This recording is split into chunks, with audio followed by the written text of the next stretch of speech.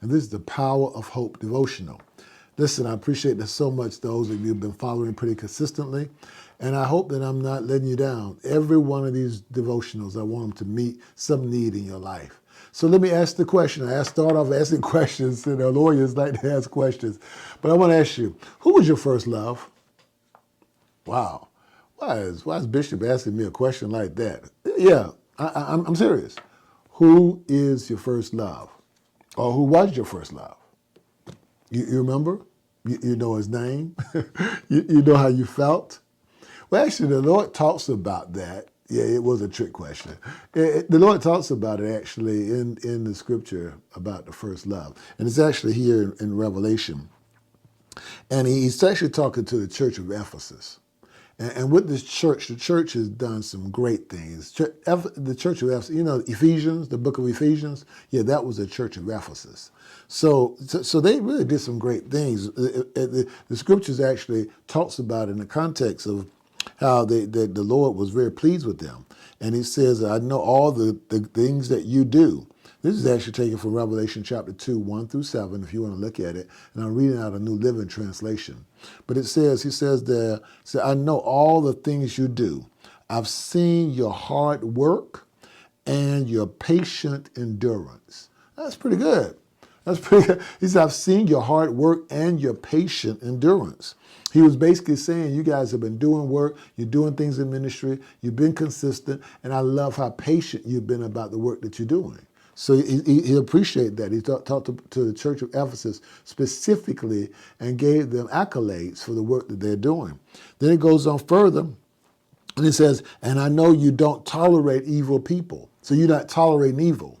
So things that are going on, people that have evil intentions, things that are doing evil, you don't tolerate it. You don't. You're clear. You have a very clear standard for your life. He wants to make sure you have a very clear standard. And then he goes on to say, you've examined the claims of those who say they're apostles and are not. So those that claim to be apostles and they're not really apostles, you call them out. You called them out, actually.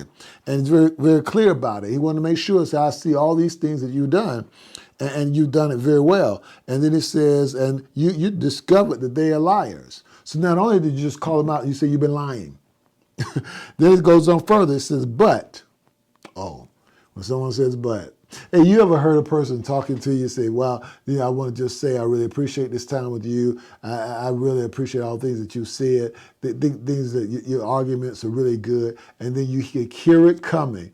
But I do have something I want to say. But I do disagree with something you said. But I'm leaving you in a few minutes. I mean, it's almost like you set up for the but. You can feel it coming, and you're hoping that it continue to say positive. But then there's a but. Well, there's a but here. It says, but I have this complaint against you. I have one complaint against you. This is the Lord talking to the church. I have one complaint against you, and it says, you don't love me or love each other as you did at first. In King James, it says you lost your first love. The love that you had for me at first, you lost it.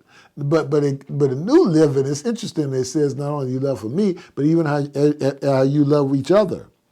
So this is the issue. Look, and it said, look how far you've fallen. And sometimes people talk about how they've fallen out of love. So he's looking at the intensity, the passion, the dedication of that love.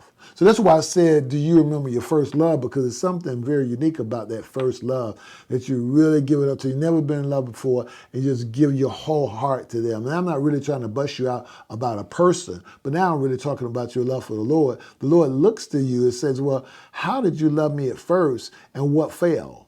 You're not as intense. You're not as committed. You're not as devoted. You don't talk to me as much. You're not in communication. Your prayer life is failing. You're not hooked into the vine. You don't know my heart. All these things, these are things that people would actually say too. They say, well, you haven't text me. You haven't called me. We don't talk. You don't know my heart. In other words, we had all this once before, but now we don't have it. So he says that even though you're still doing ministry, and I appreciate all the ministry that you're doing, but you still don't have it. You've lost your first love, and that's a complaint I have against you. I want to ask you a question again. Who was your first love? It should be Jesus Christ, nobody else. And because of that, you standing in passion for him, dedication to him, devotion to him. Don't let them call your name out and say you lost your first love for me. This is Bishop Garland Hunt. This is the Power of Hope Devotional. I'll talk with you next time.